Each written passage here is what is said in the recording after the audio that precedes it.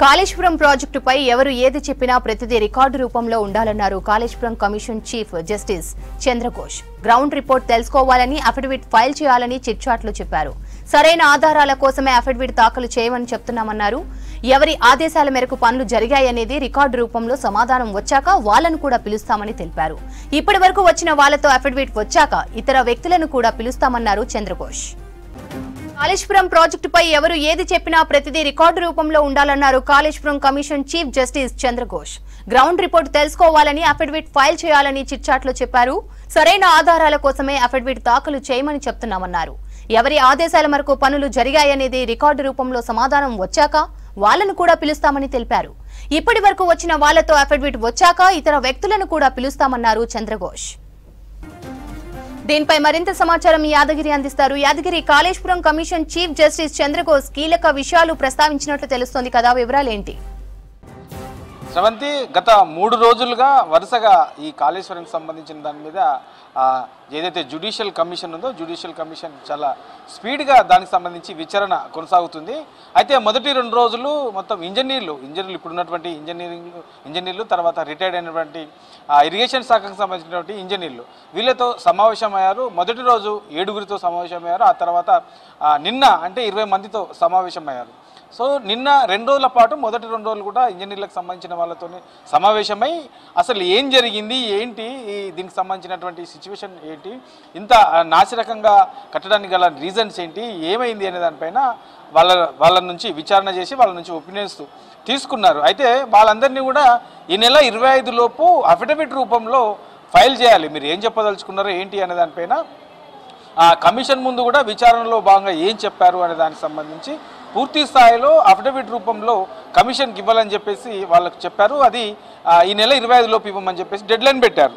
ఇక దాని తర్వాత ఇవాళ నిర్వహించినటువంటి సమావేశంలో ఏజెన్సీకి సంబంధించి ఏదైతే ఈ కాళేశ్వరం సంబంధించినటువంటి బ్యారేజీలు ఉన్నాయో ఈ బ్యారేజీల నిర్మాణానికి సంబంధించినటువంటి ఏజెన్సీలతోని ఇవాళ కమిషన్ సమావేశమైంది. వాళ్ళందరినీ కూడా విచారణకు పిలిచి అసలు ఏంటి డిజైన్కి సంబంధించి ఏంటి, దీనికి సంబంధించినటువంటి నిర్మాణ సిచ్యువేషన్ ఏంటి, దీనికి సంబంధించి ఈ మెటీరియల్ వాడినటువంటి మెటీరియల్ ఏంటి, ఇట్లా ఓవరాల్గా ఈ కాళేశ్వరంలో ఉన్నటువంటి ఈ 3 బ్యారేజీలకు సంబంధించినటువంటి నిర్మాణానికి సంబంధించి ఇవాళ నిర్మాణ సంస్థలకు సంబంధించినటువంటి ప్రతినిధులతో సమావేశం వాళ్ళను విచారించారు. అయితే ఇవాళ విచారించిన వాళ్ళకు కూడా వీళ్ళని కూడా సేమ్ ఏదైతే మొన్న 2 రోజుల పాటు విచారణలో భాగంగా అఫిడవిట్ రూపంలో వాళ్ళు ఏం చెప్పదలుచుకున్నారో అది ఇవ్వాలని చెప్పారో అదేవిధంగా వీళ్ళకు కూడా ఈ నెలాఖరులోపు వీళ్ళు ఏం చెప్పారు, ఈరోజు విచారణ కమిషన్ ముందు ఏం చెప్పారు ఏంటి అనే దాన్ని కూడా పూర్తి స్థాయిలో ప్రూఫ్గా ఉండే విధంగా అది ఉంటుంది. కాబట్టి అఫిడవిట్ రూపంలో వీళ్ళు కూడా ఈ నిర్మాణ సంస్థలకు సంబంధించి వీళ్ళు ఏం చెప్పదలుచుకున్నారో పూర్తి స్థాయిలో అఫిడవిట్ రూపంలో ఇవ్వాలని చెప్పేసి వాళ్ళకు ఇవాళ కమిషన్ చెప్పింది. అంటే ఓవరాల్గా ఈ అఫిడవిట్ ఇవ్వడానికి ప్రధాన కారణం ఏంటంటే రేపొద్దున ఒకవేళ రిపోర్ట్ ఇవ్వాలన్నా లేదంటే ఇంకా హైకోర్టుకు ఏదైనా కోర్టు విషయాలకు వచ్చినా ఇది మనకు ప్రూఫ్గా ఉంటుంది, దీన్ని ఆధారంగా చూపించడం కోసమే ఇది అఫిడవిట్ అడుగుతున్నామని చెప్పేసి ఇవాళ మీడియాతో చిట్చాట్ చేసినటువంటి కమిషన్ చైర్మన్ పిసి ఘోష్ చెప్పారు. సో ఇవన్నీ చూస్తే మనకు ఈ ఆధారాలతో కూడినట్టు అంటే ఎవరైనా అఫిడవిట్ ఇచ్చే రూపంలో అఫిడవిట్లో కనుక తప్పులు ఇస్తే తప్పులు నమోదు చేస్తే అవి మాకు ఈజీగా తెలిసిపోతున్నాయి.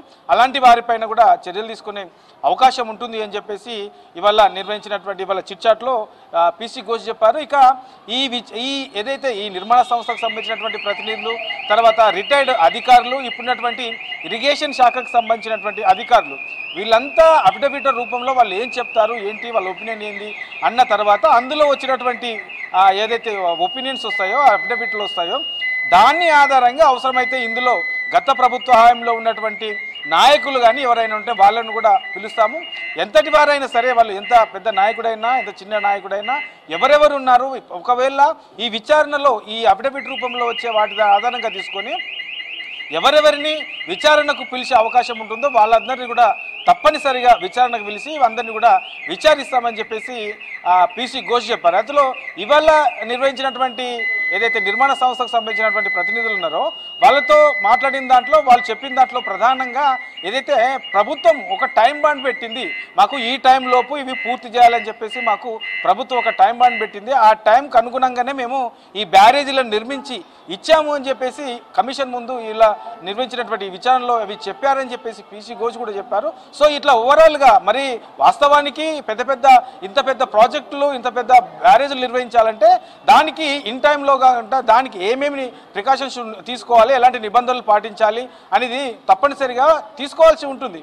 కానీ ప్రభుత్వం ఒక డెడ్ లైన్ పెట్టి వాళ్ళకు మాకు ఈ టైంలోపు ఇవ్వాలని చెప్పేసి ఒక డెడ్ లైన్ పెట్టడం కారణంగానే మేము అది ఇన్ టైంలో పూర్తి చేసి ఇవ్వాల్సి వచ్చింది అని చెప్పేసి నిర్మాణ సంస్థకు సంబంధించినటువంటి ప్రతినిధులు చెప్పారు. ఇట్లా ఓవరాల్గా 3 రోజుల నుంచి కూడా ఇంజనీర్లు, తర్వాత నిర్మాణ సంస్థకు సంబంధించినటువంటి ప్రతినిధులు ఇట్లా వాళ్ళకి సంబంధించి విచారణ అయితే కొనసాగుతున్నది. ఇక రేపు మరి ఎవరిని పిలుస్తారు ఏంటి అనే దాని మీద కూడా ఇవాళ పూర్తి స్థాయిలో మరోసారి కూర్చుని సమావేశమై ఇరిగేషన్ శాఖ అధికారులతో సమావేశమై వాళ్ళని కూడా విచారణకు పిలుస్తామని చెప్పేసి పీసీ ఘోష్ చెప్పారు. ఇక ఇప్పటి వరకు పిలిచిన వారిలో కొంతమంది అధికారులు ఈ ఇండియాలో లేరు కాబట్టి లేని కారణంగా వాళ్ళు రాలేకపోయారు. మరోసారి వాళ్ళకు నోటీసులు ఇచ్చి వాళ్ళని కూడా విచారణకు పిలుస్తామని చెప్పారంటే ఓవరాల్గా చూస్తే మనకు ఈ రాష్ట్రంలో ఈ ఎన్నికల కోడ్, లోక్సభ ఎన్నికల కోడ్ ముగిసిన తర్వాత ఈ కాళేశ్వరానికి సంబంధించినటువంటి విచారణ అనేది చాలా వేగవంతంగా జరుగుతుంది. Sravanthi. Right Yadagiri, thank you.